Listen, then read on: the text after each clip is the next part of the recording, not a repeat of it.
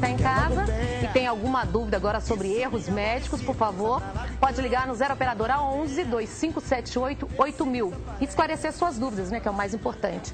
Que nós estamos recebendo aqui o doutor Eduardo Inocente. Boa tarde, bem-vindo. Boa tarde, obrigado pelo convite. Esse é um tema sempre complicado, né, doutor? Quando se fala de erros médicos, né? Como poderíamos definir o que é um erro médico?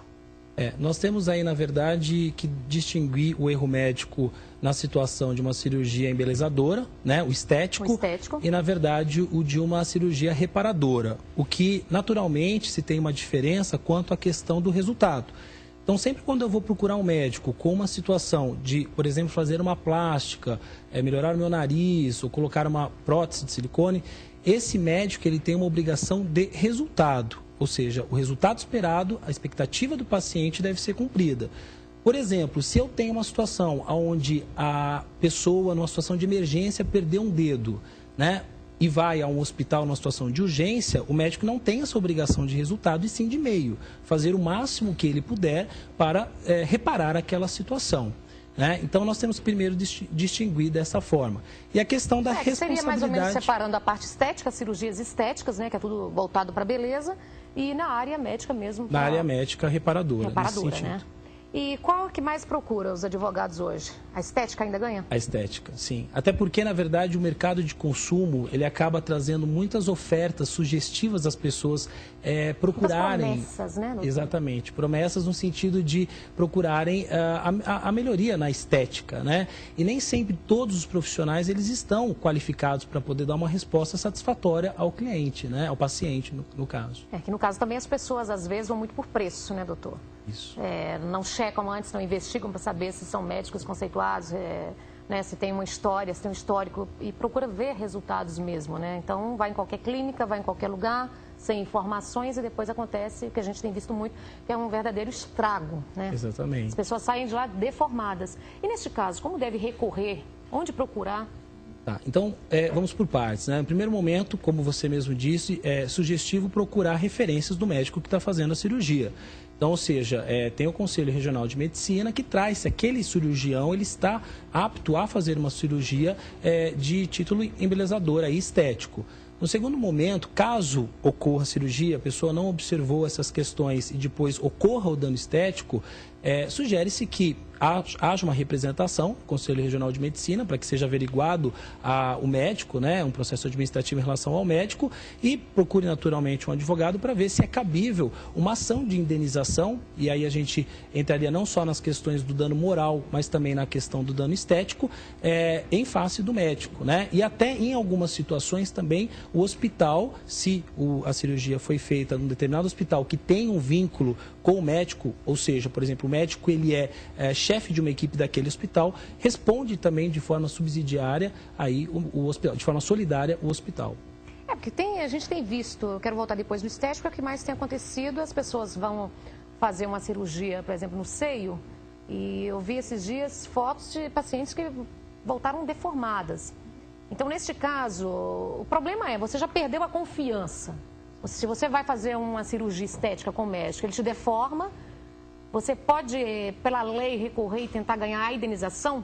Porque o que muitos alegam é tentar refazer a cirurgia, né? Sim, aí o que acontece é que, na verdade, as pessoas que estão com essa impressão de que aquele médico já não tem a credibilidade suficiente para fazer o serviço novamente, né, procurar um outro profissional que possa aí reparar esse dano que foi causado pelo médico e, eventualmente, cobrar esses custos que se teve com esse profissional do médico que causou o prejuízo.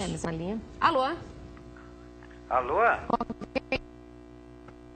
Antônio Carlos Nani. Tá falando de onde, Antônio? Eu tô falando aqui da freguesia do Ó. Bem-vindo, querido. Pode fazer a sua pergunta. Como você é linda, hein? É tudo uma montagem, é tudo uma maquiagem, Antônio. É enganação de televisão, viu? Modéstia. Tá certo, querido. Viu? Oi. É o seguinte, eu tenho a minha mãe tem 80 anos. Certo. O que acontece? Ela fez uma cirurgia no Hospital das Clínicas, que foi um transplante de fêmur. Na ocorrência dessa cirurgia, na primeira vez ela ficou até razoavelmente bem, que foi uma colocação de prótese femoral.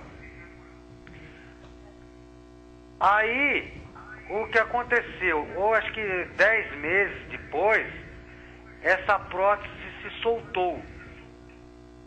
E, em decorrência disso, ela teve que fazer uma nova cirurgia no mesmo local. E ficou aproximadamente 4 meses entrevada numa cama.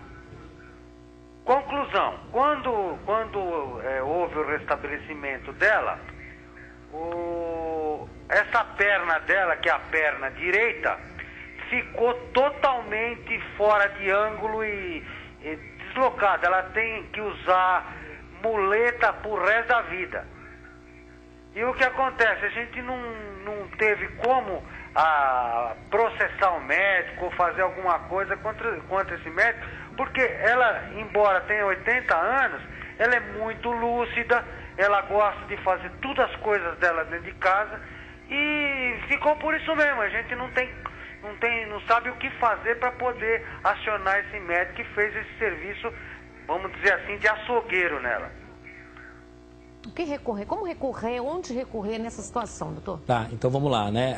Só para a gente dar alguns parâmetros, a questão da lucidez dela pegar e ter todas as atividades dela não impeça que ela vá exercer os seus direitos.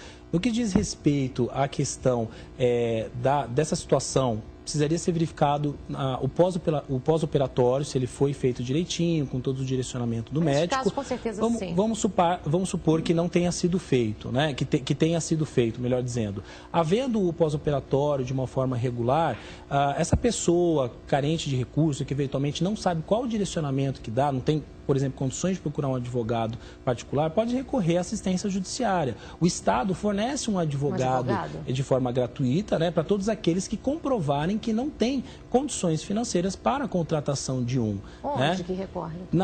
Nos fóruns, os fóruns, na verdade, eles têm as comarcas, né, e agora a Procuradoria-Geral da Justiça. Então, cada pessoa que tem essa dúvida deve procurar o fórum local, da onde reside, e perguntar aonde fica, porque certamente será nas proximidades, a casa do advogado que estará dando o direcionamento adequado para essas pessoas. Então não existe isso de idade, independente se a pessoa ainda consegue andar? Não. O que existe é assim, para assistência judiciária, para se obter a assistência judiciária, comprovar a situação de miserabilidade. Miserabilidade no sentido de que... Quantos salários mínimos você tem que ser... Por exemplo, se você ganha 3 salários mínimos, 2 salários mínimos... Salvo engano, chega ao teto de 1 a 2 salários mínimos, não passa disso. Né? Se ganhar mais que 2 salários mínimos, poderia te comprovar, não poderia te trazer essa informação exata, mas não passaria de 2 salários mínimos, porque até aí já seria considerado não tão dentro dessa condição de... Que não pode pagar um advogado. Então, até 2 salários mínimos, você tem direito a ter um advogado. Procurar. Por isso que eu oriento, no caso, por exemplo, desse rapaz, né, em relação à situação da mãe, procurar assistência judiciária, que com certeza eles vão dar um direcionamento. O trabalho é muito bem feito, é um trabalho muito respeitoso a quem, na verdade, vai procurar. E aí, havendo a possibilidade, mediante todo o instrumento probatório que ele trouxer, será indicado e nomeado um advogado para defender seus interesses. Nesses casos desses hospitais públicos, quando acontece o erro nos hospitais públicos, fica mais difícil, né, mover esse processo. A quem processar? O Estado? Processa-se, na verdade, o médico, né? Sempre o médico responsável, a equipe responsável pela cirurgia, e o Estado também, ele pode vir a sofrer uma ação, sim. Tá? O que ocorre é que, na verdade, dentro de algumas regras processuais, o Estado ele tem, isenta, né? Ele tem algumas, não poderia dizer benefícios, mas ele tem algumas prolações de prazos.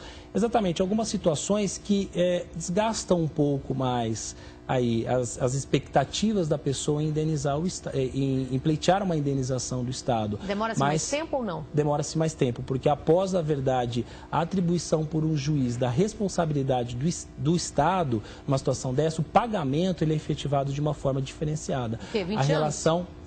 Não diria tanto assim, mas havendo aí passado por todo o processo de primeira e segunda instância... Se os outros a gente já está vendo 7 anos, então processando o Estado deve chegar uns 15. Há uns 15 anos.